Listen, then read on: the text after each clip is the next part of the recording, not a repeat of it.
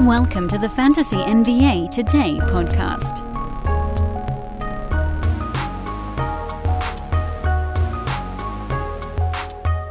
Sweet, glorious week in review time. You know what it is. You know what it is. It's Friday. It's Week in Review on Fantasy NBA Today. Welcome to the show. I'm Dan Besbris. Thanks as always for joining us, everybody. We finished out another week. Oh, yes. I don't know how we do it. I don't know how we keep making it this far, but we do. Every year I feel like there's going to be this week where it's like, it's too much, guys. I gotta call it. Week 16, friends. We are almost 4 months into the NBA season. Can you even believe it? I cannot. I don't know. Blows my mind every once in a while. But whatever, you guys don't need the, Dan Besbris reflects on another season gone by type of thing. We're not even at the trade deadline yet. Season's far from over. As you all know, here on these Friday shows, we review the week. Ads, drops, tough holds was a category we added this year that I kind of like. Streamers, that's the last thing we do because there's so many of them. And instead of the buy-sell department, we've got stash guys this go-around. Everybody loves a good stash, and there are going to be some retreads in there. But things are crystallizing a bit as the trade deadline comes into view. So, we start with the drops and move into the tough holds. Because honestly, I think those things they're going to be the ones, I want to give you guys the visceral gag reflex, and then we move into the fun stuff. The drops. Nerlens Noel. This is a hard one for me. You guys know how difficult this one is for me to put on that list. But he's number 144 on the year in about 22 and a half minutes per ball game. The problem, there's a couple of them really. Problem number one is that his usage has never been lower. And we're talking about a guy where we don't really rely on that. It's steals and blocks for him. That's the important stuff. Rebounds, field goal percent. Those are in the mix, but rebounds, you're kind of hoping for league average because he doesn't play enough minutes to get more than that. And field goal percent is going to be a positive. But again, the problem right now is that even in 22 and a half minutes per ball game on the year, he's taking 2.5 shots per game. It's damn near impossible to be on the floor that long and do that little offensively. Throughout his career, he's always been a guy who doesn't take that many shots from the floor. And more recently, Dallas, Oklahoma City, even last year in New York, not taking that many shots was sort of the calling card. But even last year in 24 minutes a game, he took 3.5 shots per night, which doesn't feel like a lot. But when you're a 55 to 65% shooter from the floor, 2.5 versus 3.5 is actually a pretty big deal. So he's just not involved at all on offense. So everything has to come from the defensive side. Shot blocking is down for him. My guess would be because he's dealing with a sore knee the entire year. And as a result, he's not inside the top 100. Also, on top of everything else going on with Nerlens, his minutes per game are actually, on the season, inflated by the games he played where Mitchell Robinson sat. So right now we're dealing with the Nerlens that's behind Robinson, where the minutes are more like 18 to 20 range. And if he's only top 145 in 22, 23 minutes this year because of the way New York uses their centers, meaning get the hell out of the way, let Julius Randle do everything on offense, then in actuality, he's probably more like a top 160, 170 guy as the reserve. So it's a sad one. Sad day indeed. But so it goes. I put Devontae Graham on this list, and it's almost like a spite move. He's not actually a drop. He's just not a guy you can start when Brandon Ingram is in the lineup. Unfortunately, there just isn't enough fantasy usage available. When BI's around and taking 18, 20 shots a game, Devontae Graham is getting 12, 13, 14. Poor percentages, all that stuff. He needs to make a bunch of threes. He needs a bunch of assists. He needs some steals to float the fact that his field goal percent is going to be terrible and his usage is going to be down. Ingram is going to be the guy initiating the offense. What do you do with him in between Ingram injuries? I don't know. Head-to-head, you probably just play him and take the top 150 type of value he posts when Ingram is around? Roto, could you just sit him? Nah, I'd probably drop him, honestly. I don't think the upside is high enough even when Ingram's out.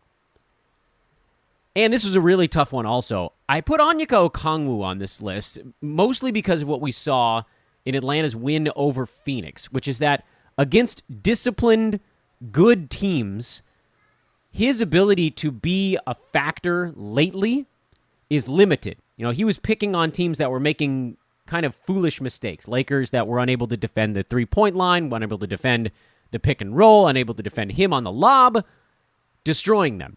So there are going to be these games where he slips in and gets his 21, 22 minutes of ball game, and in those ball games, those are big potential winners for him. He's probably like a top 90 sort of player in those. The problem is that, and we saw it yesterday, in the games where he doesn't get those bonus 6 or 7 minutes in the fourth quarter, even if Capella doesn't get them, it's going to average out to like 18. 15, 16 some nights, 22 the others. It'll average out 18, 19 minutes, and that's puts him just on the outside of it. It's probably like a top 125 type of player, which again probably puts him more in the streamer level, like a chunk of player, if you call him like the streamer zone, the outer crust. But overall, he was a guy that I was sitting on a little bit. And there was some stash appeal. Clint Capella contractually cannot be traded. So I don't know that Okongwu was about to move into a bunch of minutes unless John Collins gets moved. And even then, how many Capella Okongwu minutes are you going to get side by side? Probably 4 at most. So he's still pretty well capped out at about 24-ish minutes per ball game. You've dreamed of building a family, but the journey hasn't been easy. I'm Dr. Laura Shaheen, a reproductive endocrinologist helping people build families every day. On our new podcast, Baby or Bust, we'll be learning from both reproductive experts and people who have faced challenges just like yours. Join us every week for Baby or Bust, wherever you listen to your podcasts. Make sure to follow us so you never miss an episode.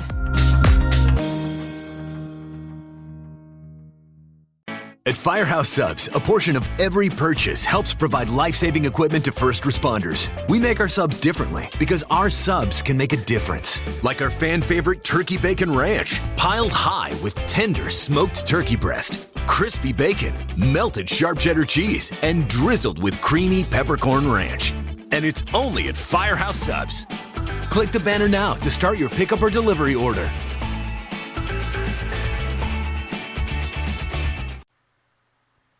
So again, these guys are on the drop board, not necessarily because you have to immediately dump them, although I think with Noel you really can, but because the expectations are they're at streamer or drop level most of the time, unless something opens up in front of them.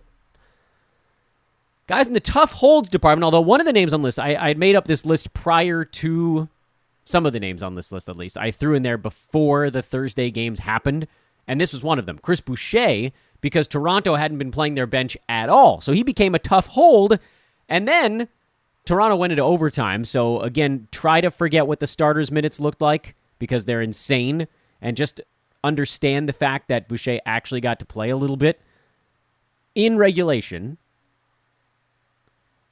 25-ish minutes, and he's a monster in 25 minutes. Great game. So he was a tough hold. He's not anymore. Mo Bamba's a tough hold. His thing is pointed down. The arrow's pointed down with Bamba, but here's what I can't decide. And I know I'm supposed to be the guy hosting the podcast, the fantasy analyst. I'm supposed to give you guys the answers on stuff like this. I actually don't know if Bamba's arrow is just pointed down or if this is a huge buy low opportunity. They might be trying to keep him fresh going into the trade deadline. He might still be dealing with some after effects from COVID and various injuries that they haven't made public. He might not get traded, and then they may give him more minutes down the stretch. Well, we might as well just play him now. We've got him. We might as well play him. It's hard to say. I really don't know. It does seem like they're moving away from him a little bit, but the 17, 18 minutes that we saw in Mo's recent ball game, that feels like a bit of a low watermark. And I guess the question is, what could you get him for right now? Like, if you can go out and get Mo Bamba for a top 100 type of player, you probably do it because the upside is crazy, even if he doesn't get there. if it's going to cost you a top 70 guy, I don't think I'm doing it. Because there's a possibility that the arrow really is just sticking way down right now and maybe won't come back up if he sticks on the Magic. Maybe a trade opens it back up. It's unclear. Al Horford is a tough hold. He's actually been better his last 2 or 3 ball games. Celtics are starting to figure things out, and a lot of what they figured out is just a truckload of Robert Williams III. He's been amazing. And Al Horford has been a bit marginalized by that. For better or worse, that's the way it's worked out for him. He's a tough hold, though, because he's getting close to the starters' minutes, starting big man in the NBA. We know what he can do in terms of across-the-board stuff. If anybody on that team has to miss time, specifically the Time Lord, Horford jumps right back into a huge valuation. So you cannot punt on that. And I'm seeing people asking if they should drop Horford. The answer is no. There's just too many ways for him to have value, even if he's been in a brutal slump lately. And Brandon Clark is the last name on the tough hold department. His minutes have been down the last couple of ball games. I think there's a lot of things that could pop loose at the deadline for him, whether it's going somewhere else, whether it's somebody moving out of his way, whether it's an injury. It doesn't matter. Like, what if Slow-Mo gets moved? That's great for him. What if Zaire Williams runs out of gas a little bit? It's a rookie wall. That's great for Clark. All these things could work in his favor. They love him. We've seen it lately. He's not getting yanked around quite the way that Melton does. Like, on a bad night, Clark is still going to get his 18 minutes. On a good night, it's more like 25. It's a pretty narrow band that he hangs out in. And he's a top 90 guy in 20 minutes. We've talked about this a million times. Tough hold, yes. But a hold, yes. Does his damage with field goal percent, defensive stats, some rebounding. It's pretty easy stuff for a dude to get. Brandon Clark, maybe he's not even a tough hold. He might just be a barely difficult hold. Only the tiniest bit. Hey, before we jump on to the next one, wanted to remind you guys about our partnership with the great folks over at Manscaped.com. Use promo code ETHOS20 to get 20% off and free shipping on whatever you get at Manscaped.com. The best in men's grooming. 2 free gifts, actually, if you shop there right now. 2 free gifts. Boxers, a toiletry bag, with your purchase of the Performance or Perfect Package 4.0, which includes the Lawnmower 4.0 and other delightful accoutrements. The Weed Whacker, that's for ear and nose hair. The Crop Preserver, that's a deodorant, a toner, and a shaving mat. All comes in the Performance Package 4.0. That's $120. Minus 20%, so you knock $24 off of that guy. And the Perfect Package 4.0 is just $100. That's the Lawnmower 4.0. It has the deodorant, the toner, and the shaving mat. Does not include the ear and nose hair trimmer, but you could get that for $80 with our coupon code. And again, right now, you get the bonus boxers and toiletry bag at Manscaped.com with promo code ETHOS20. If you don't want to go whole hog, yeah, I know, I probably should have rethought that. But if you don't want to do that, you can get smaller things. You can get the Lawnmower 4.0 by itself, the Lawnmower 3.0 by itself, which, by the way, I'm actually a massive fan of the Lawnmower 3.0. The Plow, that's a single-blade razor. The Shaver, that's a 3-blade razor with the lubrication strip. The Weed Whacker, we already told you about that. Shears, that's a luxury nail kit. Replacement blades for any of this stuff. Deodorant, we've talked about. Boxers, T-shirt. Want to wear a Manscaped T-shirt? Hell yeah, you do. I got one. Wear it around the house. Chapstick, lip balm. They got it all. At Manscaped.com, use promo code ETHOS20 to get 20% off and free shipping on your order. It's good stuff, people. Please just go check it out. Tell them Dan sent you. They won't care. We move along to the ads, everybody's favorite part, or is it? Maybe streamers are your favorite. I don't know. It's hard for me to really distinguish between some of the categories here, which is fine because I give an explanation on everybody. Patrick Beverly is back in the ads zone, largely because he is once again healthy. And for as long as that lasts, he needs to be started everywhere. He was excellent on Thursday night. 11 points, 6 boards, 7 assists, 2 steals, 2 3-pointers. When he's good, he's good. Problem is that he'll have a bunch of games where he plays 8 minutes, pulls a groin, and then he's out for 2.5 weeks. It happens over and over and over again, the Patrick Beverly way. Minnesota is a lot better when he's around. He changes the way that they play basketball. Wolves are 2 games over 500. They're the top play-in team in the Western Conference right now, ahead of the Clippers, Lakers, Blazers. So Beverly, he's a tough one too, because when he gets hurt, you kind of have to drop him. He's almost an impossible player to roster in a head-to-head league because his injuries very rarely place him on the injured list. Like, he's always going to be, he's questionable, he's day-to-day. Sure, once he misses 3 games in a row, you can put him on the IL, but that might cost you a week sitting on a guy getting zeros before you can finally injured list him and replace him on your fantasy roster. Roto, he's an easy one to hang on to the whole year. Just know you're going to get 60 out of 82 games from a guy you probably picked up off the waiver wire, and when he's right, he's going to be like, in the games where he's not playing hurt or the games where he doesn't get hurt 8 minutes in, he can post top 65, top 75 type fantasy lines. Unfortunately, you do have to account for the 4 or 5 games where he plays 7 minutes, has 3 points and a foul, and then turns an ankle or pulls a groin or whatever it turns out to be, and that pulls his season average down a little bit. Still, Patrick Beverly, he's an ad, and he's a go right now, provided by the time you listen to this, he hasn't already incurred his next injury. I think Duncan Robinson is a go right now, and it's taken me a long time to get to that point with him, but I think we're there.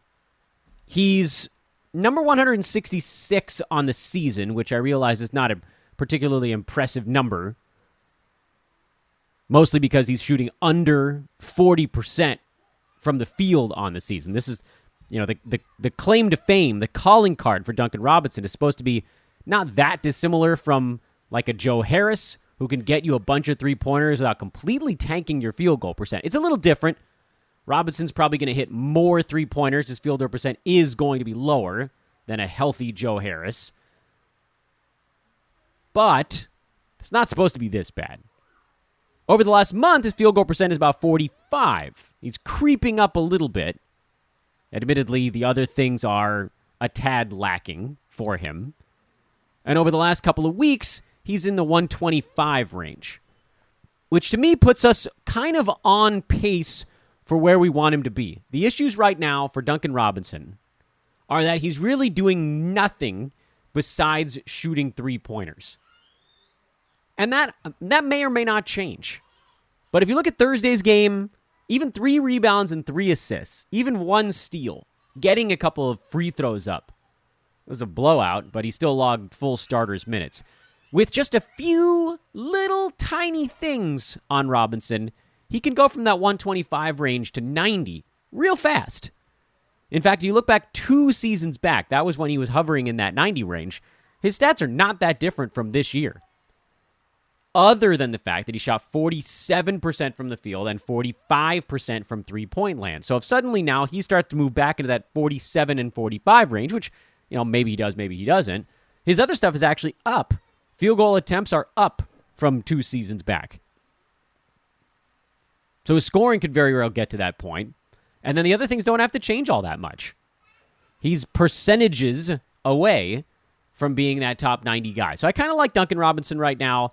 He's a guy you can kind of set it and forget it a little bit, which is also very useful. Also, on the other side of that set it and forget it, it can be kind of annoying because if you look at his game by game, he might have a game where he hits 6 3-pointers and he might follow that up with a game where he hits 0. You just have to remember that the average there was 3.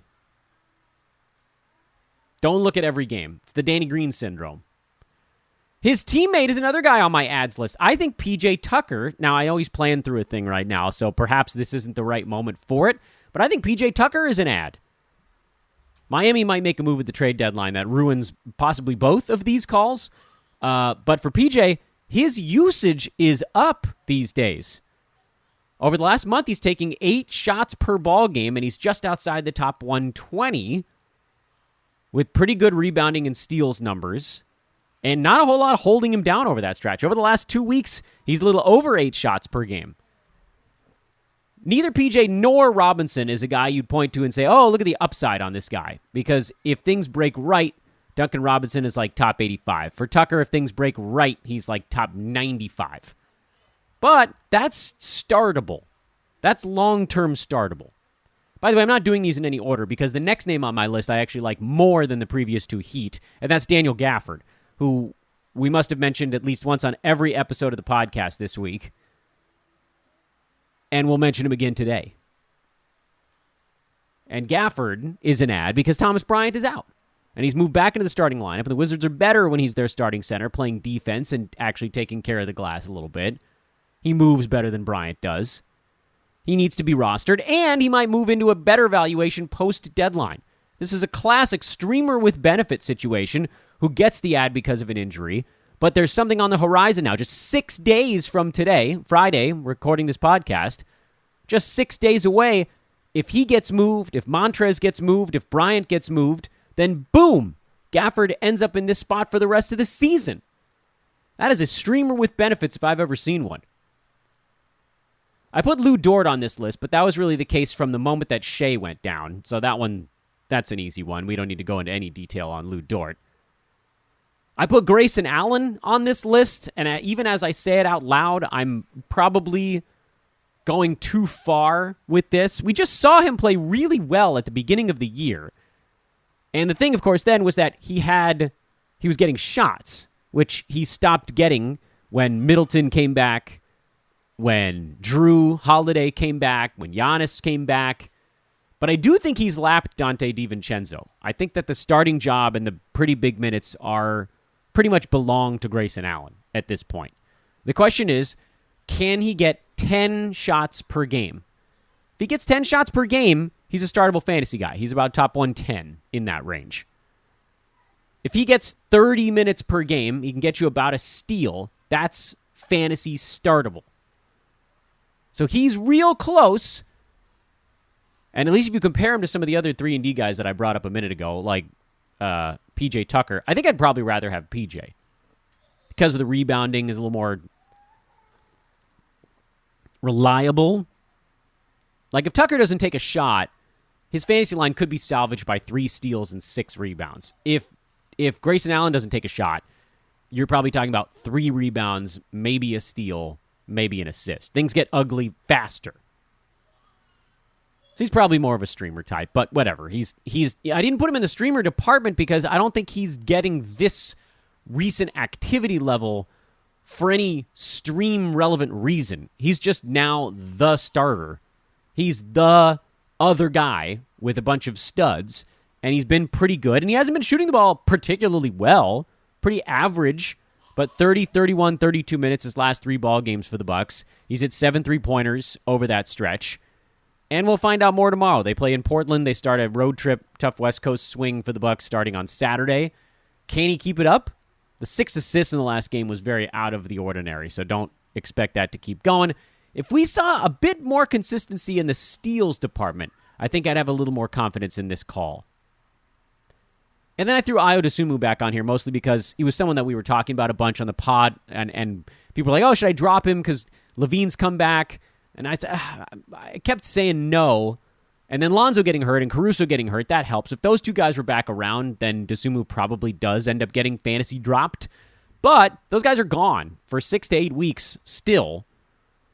And, we're seeing it over and over again. There's a pretty safe spot for Ayo, who played 42 minutes in an overtime loss in Toronto yesterday. I can't believe how many overtime games the Raptors keep picking up. That's completely insane.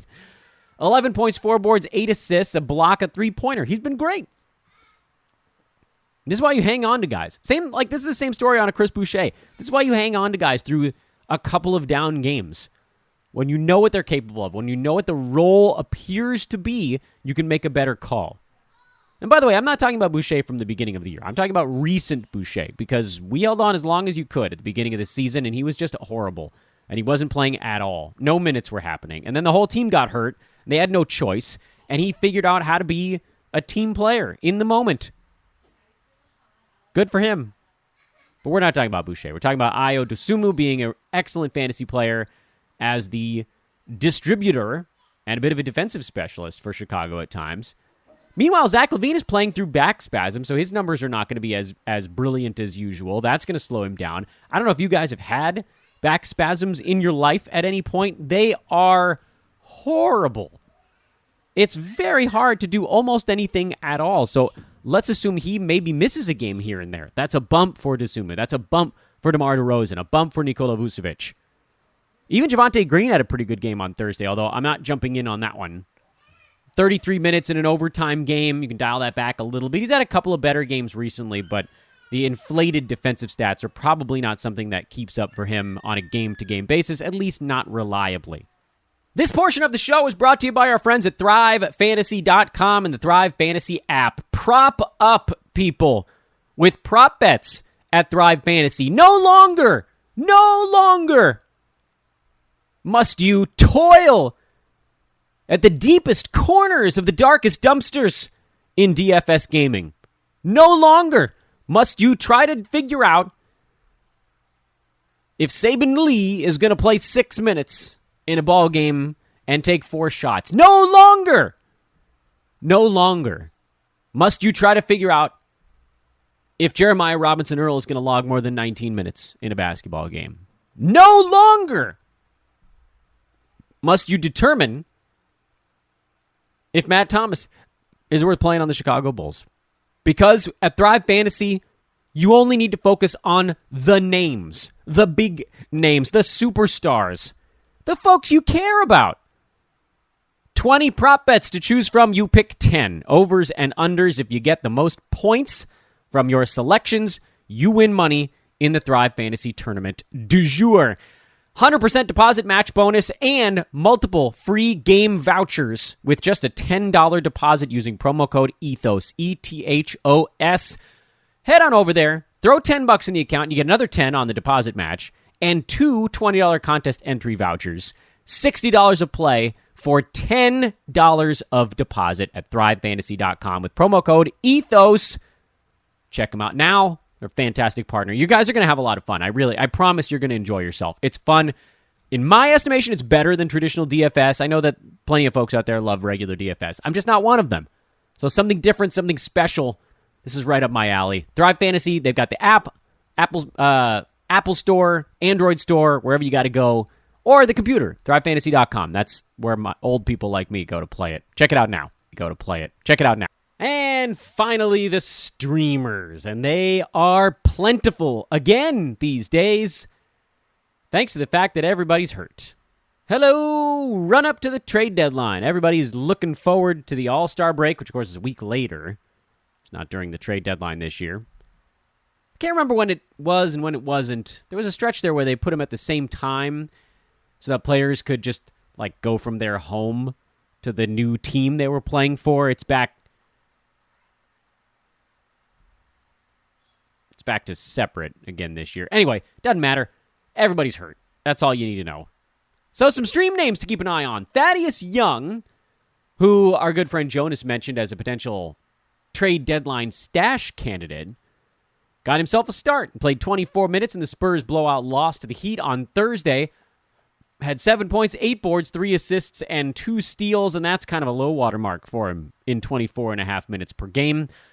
I don't know if he starts again in the next one. You might see Drew Eubanks in that spot, or is San Antonio showcasing him for the trade deadline? Either way, I think he's startable, provided you hear he's in the starting lineup.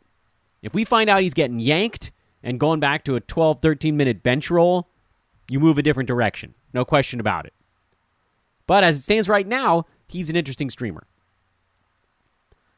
Davion Mitchell, who I've pretty consistently called a low-end stream possibility, had a really nice game against the Warriors, elevated that low-end marker a little bit higher up the board.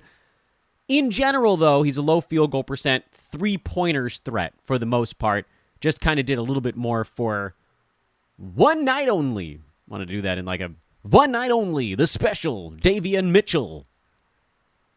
Yeah, he was pretty good. He was pretty damn good last night. Malik Monk on the Lakers is a streamer as long as LeBron James is out. Lakers hoping that they can get Bron back. It sounds like they're gunning for the weekend, but we'll see. I mean, hope is great and all. And I guess technically today is the start of the weekend. Lakers play again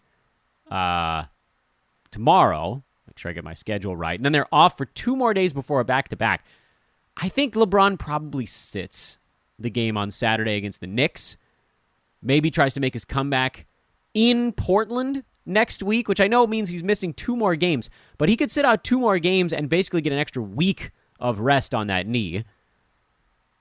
I don't know. Lakers' schedule is tough. They got the Knicks at home, the Bucks at home, the Blazers on the road, the Warriors on the road. There's no great time where it's like, oh, well, maybe you just take this scheduled loss here against the Bucks and then go try to win a couple. No, it's like, well, whenever he's ready to go, you just get him ready to go. So maybe he's ready tomorrow. I still kind of doubt it. The other streamer that was on the list when I wrote this list before the Thursday games, but can't be anymore, is Carmelo Anthony, who pulled a hammy in Thursday's game.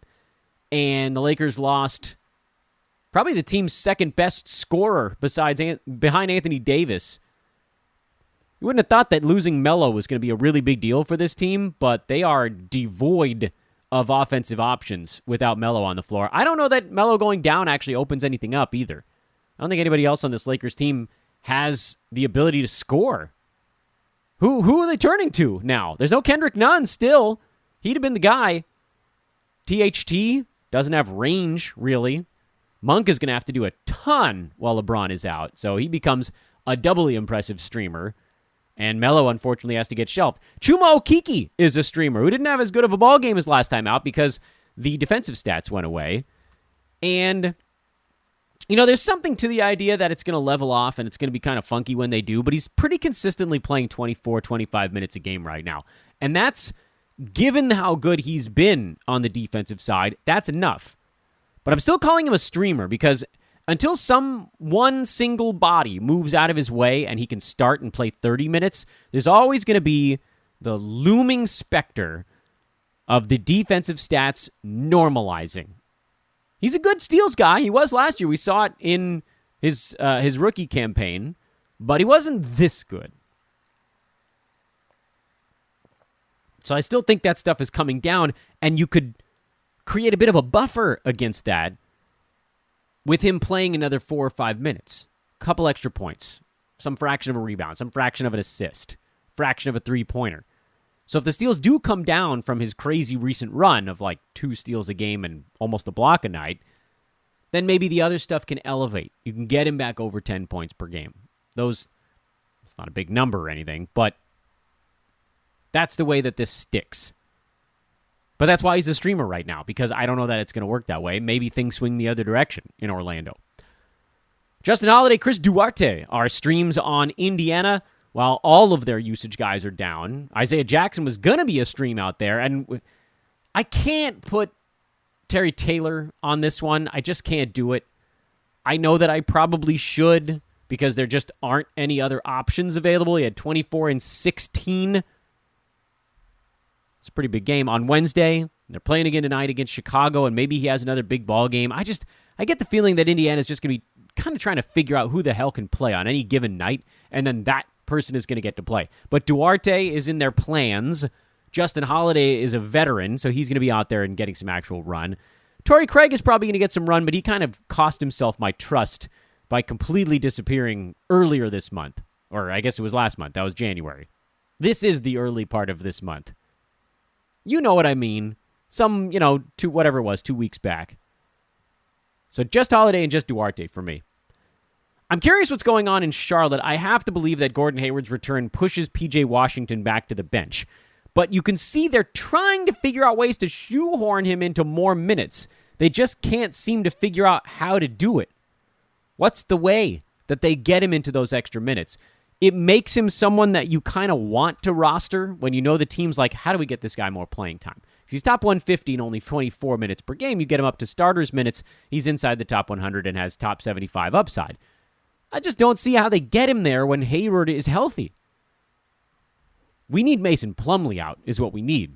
That would solve all of our problems, but he's not, so they aren't.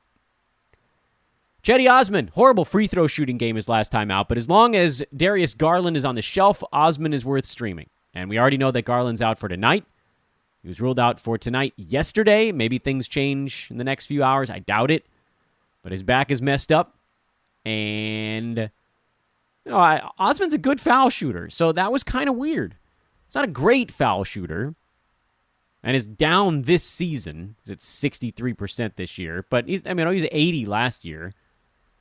I guess it's possible last year was the fluke. It was at 67, 78, 2 seasons before that. He sort of bounced around a little bit at the free throw line. But, I don't think he's going to go 0 for 3 most games at the foul line. More like 3 for 4 would be the expectation. He'll hit a few three-pointers.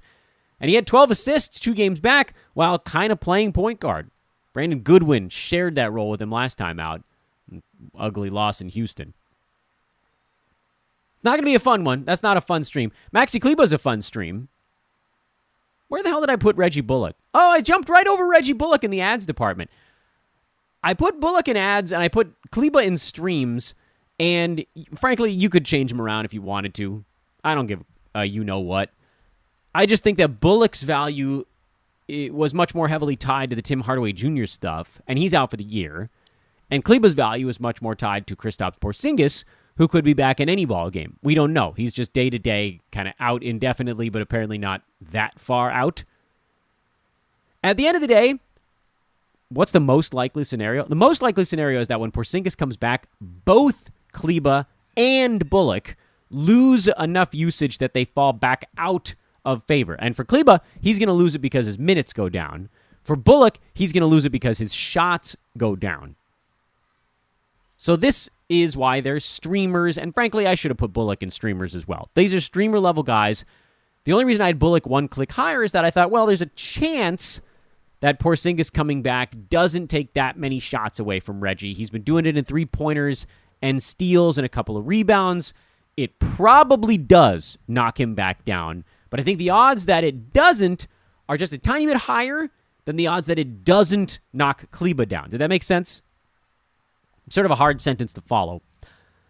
When Porzingis comes back, I think, let me try to rephrase this. When KP is back for Dallas, I think the odds are better than 50-50 that Kleber falls out of being startable and Bullock falls out of being startable.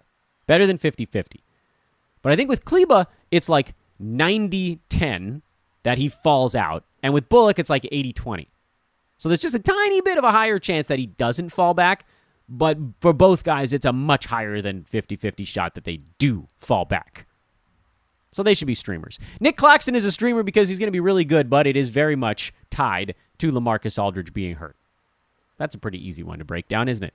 When Aldridge comes back, Claxton goes most likely back down to a 15 to 20 some odd minute role, which hasn't been enough for him. He needs mid to high 20s.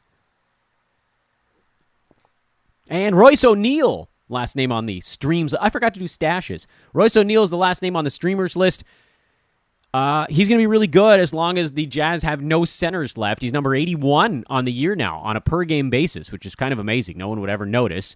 But really good steals numbers. 7.5 points per game was crazy low, but 50% from the field. 1.5 3-pointers, 5 boards, 2.5 assists, half a block, almost no turnovers.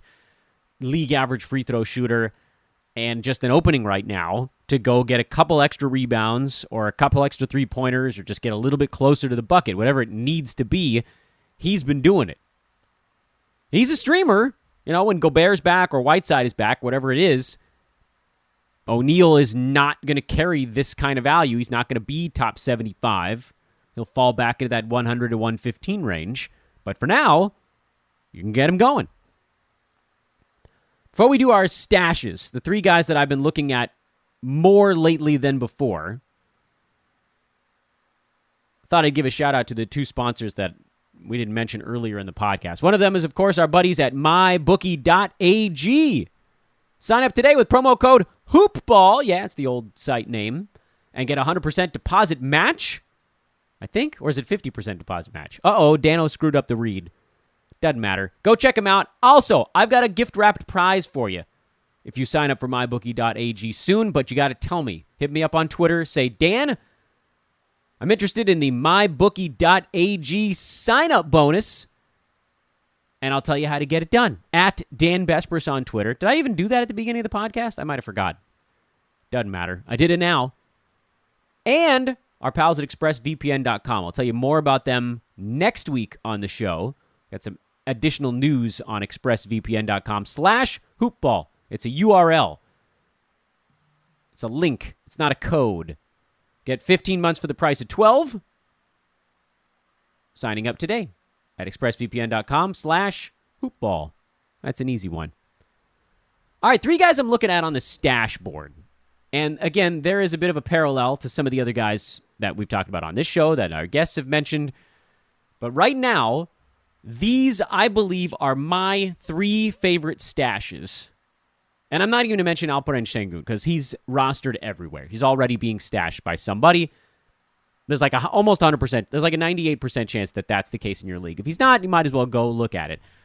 I don't think there's any guarantee that he gets big minutes because it doesn't seem like Christian Wood is getting traded. But if he is, that's a big deal.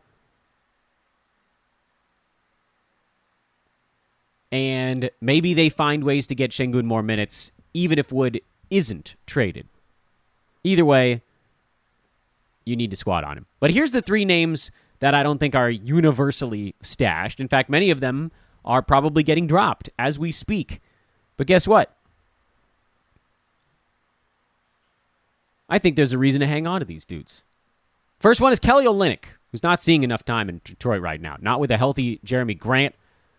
Our window to cash in on Olynyk vanished when he stayed out longer than he was supposed to and then rolled into COVID. He only played 15 minutes in Detroit's loss to Minnesota on Thursday. Jeremy Grant played 31. If Grant goes down, probably 15 of those 31 minutes go to Olynyk, and suddenly he's going from 14 minutes to high 20s. Certainly mid-20s, I would think, at the absolute lowest for Kelly. And you know Detroit wants to move Grant. They've got a really nice opportunity to get some seriously juicy assets for him.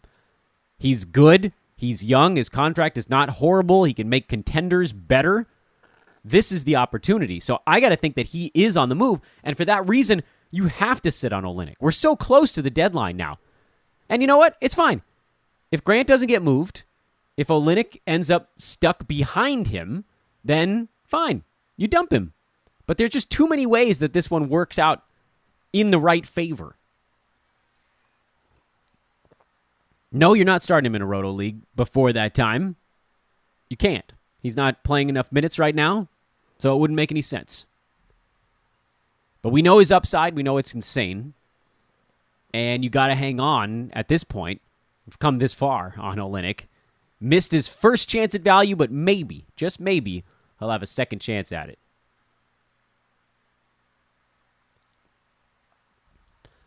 Second stash is DeAnthony Melton, which I don't know that we need to talk a ton about this one. You guys know why. It's basically if someone in front of him gets moved or if he gets moved. Because now that the Grizzlies are mostly healthy and Dillon Brooks is still out, you've seen Melton's minutes trend back down. Tyus Jones has took a bite out of it. DeAnthony was playing really well in that last game against New York, and he still got yanked. So they're just going to screw with him at every opportunity. Every once in a while, there's a few games where he gets a bump in minutes, and we're like, wait a minute, maybe? And then no, it's not it. But again, we're so close to the trade deadline. Difference makers. That's the guys you're sitting on at the deadline. Not just a guy who might get a little bit of a bump. It's got to be a guy who gets a difference-making bump. DeAnthony Melton going from 18 sometimes, 21 sometimes, 14, sometimes 25 minutes in Memphis to a team where he would just get 24, 25 minutes a night. That would be glorious. Kelly Olynyk staying in Detroit, but the guy in front of him getting out of the way and him moving into the mid-20s in minutes, glorious. He's a 75 or higher guy in that type of role. And the last name of my 3 stashes, the names that have jumped out at me lately, is actually one we talked about on yesterday's podcast, and you're thinking, oh, here comes a retread. It's Garrison Matthews. He's looked really good lately, and that's despite not actually shooting the ball that great. What we've seen from him is a certain comfort that I don't know we've witnessed before. Steals have been better. Is that comfort? Is that scheme? Is it just a flash in the pan? 3-pointers have been coming. His role has seemed to crystallize a little bit in Houston, and that's despite Eric Gordon sopping up 30 minutes of basketball every night. Over the last 2 weeks, Garrison Matthews is number 83, shooting 42.5% from the field, meaning it could be better. 13 points, 3 rebounds, 1.2 steals, 2.5 3-pointers, less than a turnover a game, and very solid, 86% medium volume free throws over that stretch, thanks to a crazy game where he went 8 for 10 at the foul line. He's actually pretty good at getting fouled shooting. I don't know that his field goal percent is going up much higher, 42%. That's about where he's at for his career. But he's a very good foul shooter. He's starting to get more of them. And Houston is giving him time. He's getting minutes. And more importantly, he's shooting in the minutes he's getting on the floor. So give him a little bit more. Eric Gordon, get out of the way. And Garrison Matthews could be a top 80 guy. That's, again, not game-breaking upside, but damn useful. And he's startable now, which I don't know we can say about Kelly Olynyk or even Melton right now. Garrison Matthews, of the three names I just said, is the most startable leading up to the trade deadline. Guys, if I said it once, I'll say it 1,000 times. Please do join us for our live trade deadline special Thursday at 8 a.m. Pacific time, February the 10th. And in case you're worried that you might forget that it's happening, you can go to youtube.com/sportsethos and subscribe to the page to make sure you know when we hit the start button. Or if it's easier, just look at the description of this podcast on your phone or computer or wherever the hell you're listening to it. And in the description, there is a link to our trade deadline show. It's already posted. It's just sitting there waiting for you to hit the thumbs up button and the subscribe button and the alarm button. Hit them all while you're at the page. Smash them, as the kids say. Smash all three buttons. So you won't miss it. It's going to be a wingding. It's 5 hours of live coverage, and it's going to be heavily fantasy-focused. You guys know how we do things here at the Ethos. The lineup really coming together. We added Stephen Bagel, who's an expert on all things front office. He'll be able to break down some of the contractual stuff that's going into these trade deadline discussions and what different things mean. Trades that have gone down, he'll be able to help us break those down. So that's going to be a really cool addition. Sounds like we might even get some DFS voices as well, what it might do on that front. This is going to be a great, great show. I cannot wait. I'm so excited to be a part of it. I'm so excited to run it again, and I want you guys, every single one of you there. Because another reason is that on Thursdays, we don't do a traditional episode of Fantasy NBA Today. I take about an hour out of the middle of our trade deadline show and just port it into the podcast. So you might as well just watch it live because you might find a sweet trade deadline pickup that you won't get if you wait until later. I am Dan Bespris. This is Fantasy NBA Today. Save your moves until trade deadline Thursday next week, everybody. Have a great weekend. Back on Monday, reverse chronological lightning round here on FNBAT. F and bat.